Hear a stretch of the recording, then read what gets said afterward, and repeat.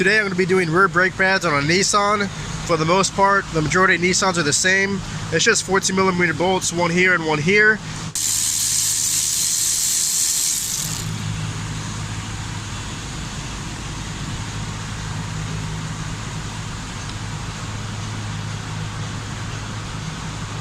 Alright, I've got the caliper swung open, so now I can pop out the old pads.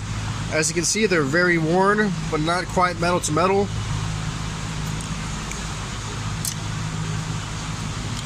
Alright, from here we're just going to pop out the old shims to get ready to put in the new ones. The majority of good brake pad sets will come with the new set of shims.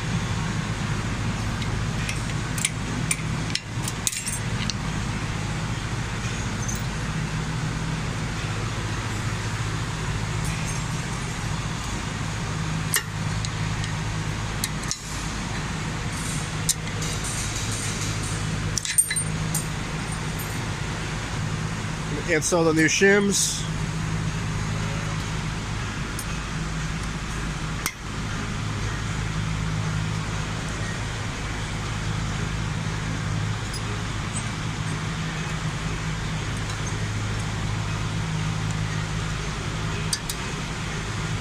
They only go one way.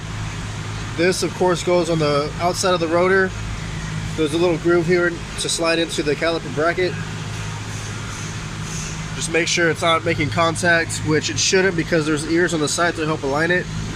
The brake pad that has the pad wear indicator goes on the back side.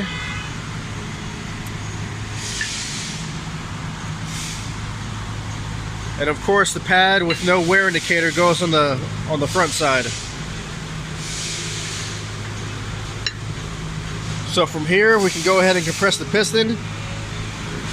My favorite way to compress the caliper piston is just by using a big set of channel locks.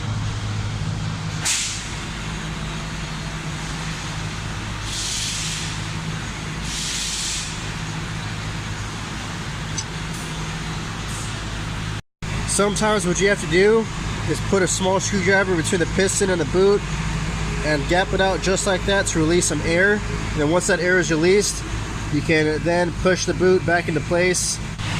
If you feel that you need to lube up your sliding pins, do that now. Otherwise, you're good to reinstall your caliper. Just make sure that it's slid in enough to clear the pads. You might have to go this way or this way. Just make sure it slides over the pads. Might have to fix this top sliding pin and boot. Reinstall the top pin.